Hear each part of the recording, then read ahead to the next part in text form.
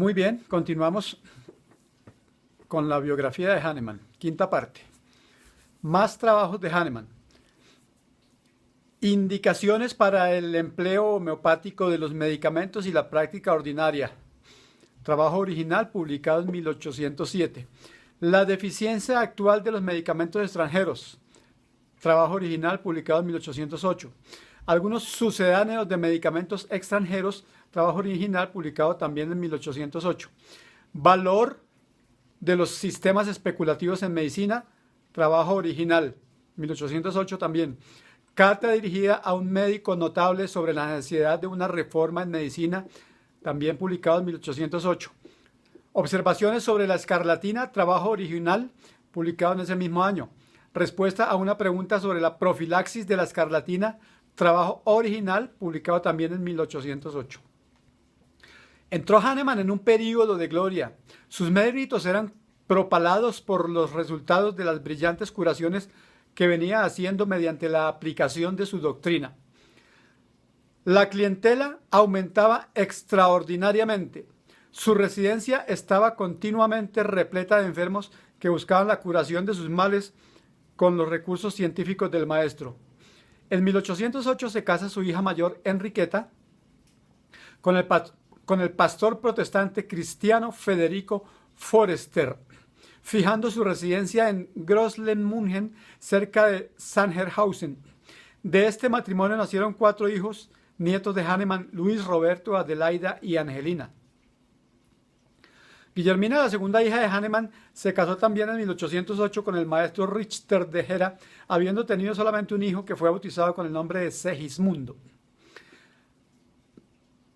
Publica todavía Hahnemann, además, Consejos de un aspirante al doctorado en 1809. La fiebre reinante en ese mismo año. Señales de las épocas en el sistema ordinario de medicina, publicado también en 1809. Después de permanecer 7 años en Torgau, decidió Hahnemann en 1811 ver su querida Sajonia, provincia de su nacimiento. Abandonó Torgau, dirigiéndose a Leipzig, donde fijó residencia. Su retirada de Torgau fue provocada principalmente por haber ordenado a Napoleón que se transformara la ciudad en plaza fuerte, cercada de parapetos y fosos. El maestro no quería quedar encerrado en murallas. Por tercera vez Hahnemann se instala en Leipzig, pero en esta ocasión venía cubierto de gloria. Sus condiciones económicas eran ahora muy distintas.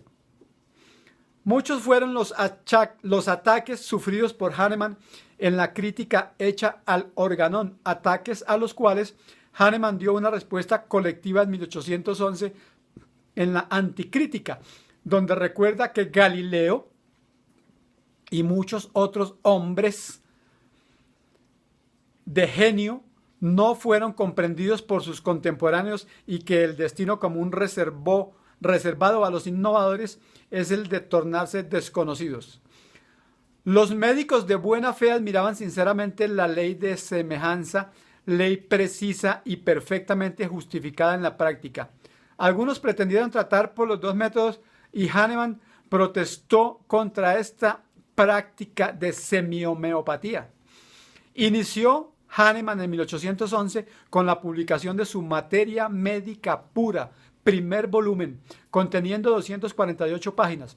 Exponía 12 medicamentos. En 1811, segundo contenido, 11 medicamentos, 396 páginas.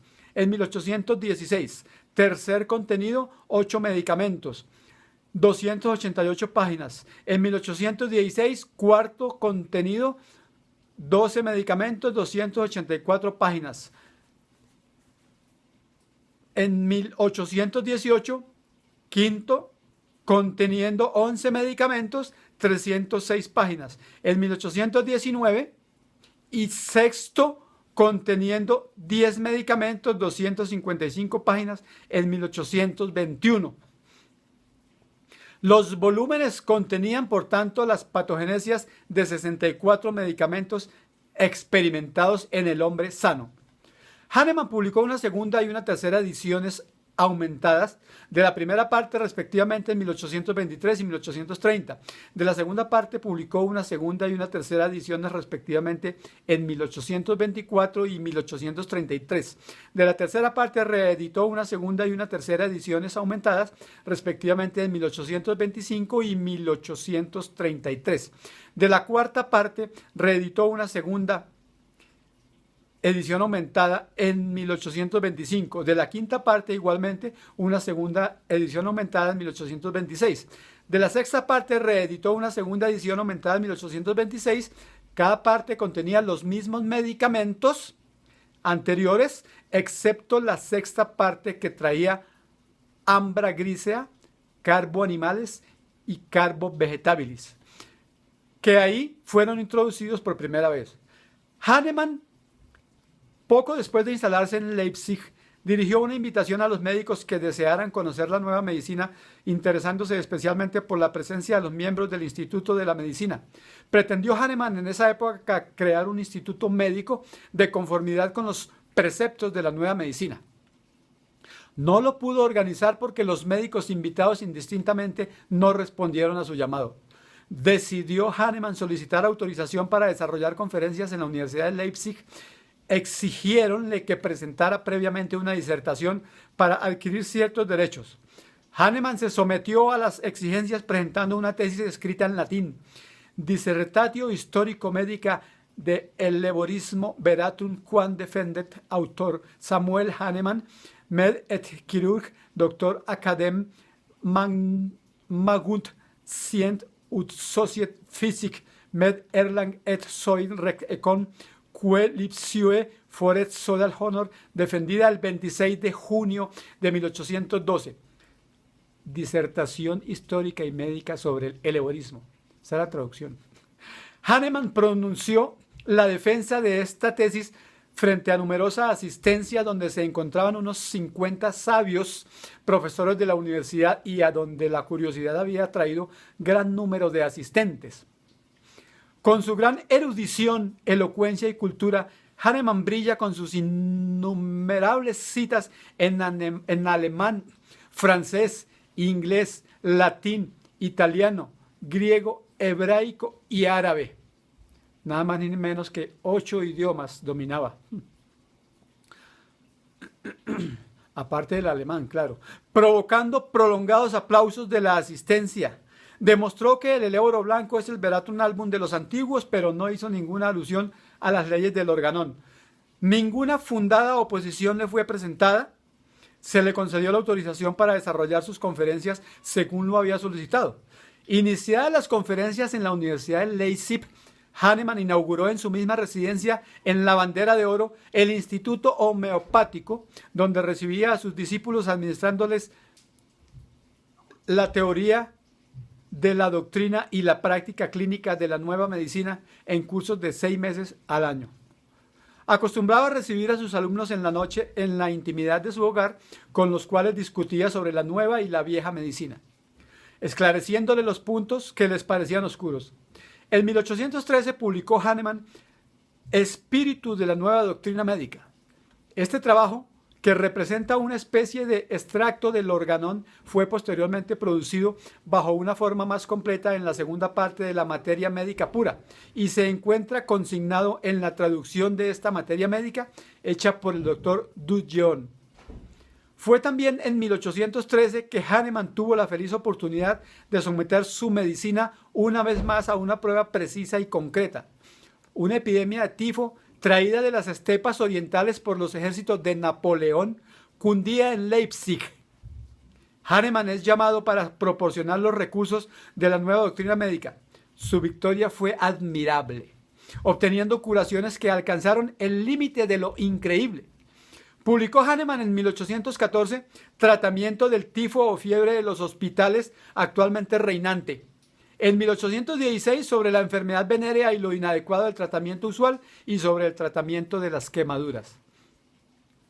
Los escritos de Hahnemann, libros, opúsculos, artículos en periódicos y revistas, etc., le sirvieron de propaganda a tal punto que médicos y laicos de todas partes del mundo enfermos juzgados incurables iban a Alemania a someterse al tratamiento de la nueva medicina. Enfermos para los cuales la antigua medicina se revelara impotente. Entre estos enfermos se encontraban notables médicos de varios países, como eran los doctores Aegidi, Peterson, Necker y muchos otros.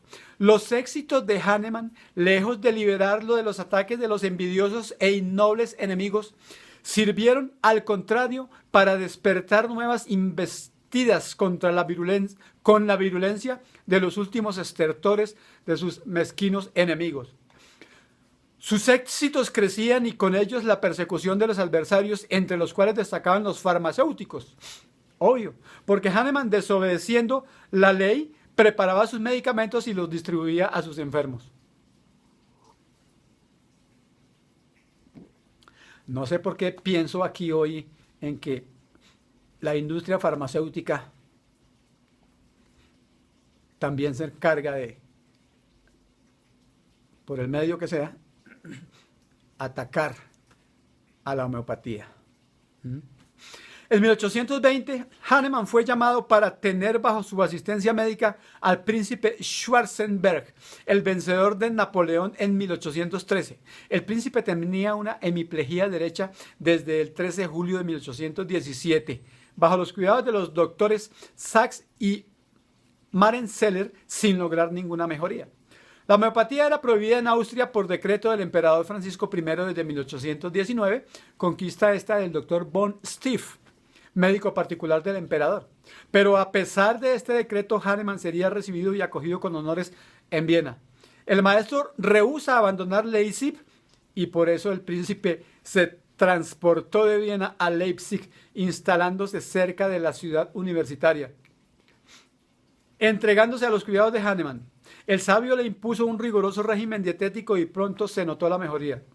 El doctor von Sachs y otros médicos que acompañaron al príncipe deseaban iniciarse en el estudio de la homeopatía, pero Hahnemann, pésimo diplomático, eso sí, no se prestó a esto. Los alumnos del sabio también se alejaron de los médicos austriacos, exceptuando Hornburg, que se ligó íntimamente a ellos. El príncipe, luego que se sintió mejor, rehusó obediencia al régimen dietético. Qué raro, ¿no? Entregándose al uso y abuso de bebidas alcohólicas y otros excesos muy habituales en su persona. La agravación del mal no se hizo esperar. El doctor von Sachs apela a los socorros de la alopatía, en lo que fue encontrado infraganti por el mismo Hahnemann. Este lo encontró en el momento en que iba a sangrar al enfermo. Hahnemann ya no volvió. 5 semanas después, el 15 de octubre de 1820, fallecía el príncipe a los 49 años de edad, víctima de un ataque de apoplejía.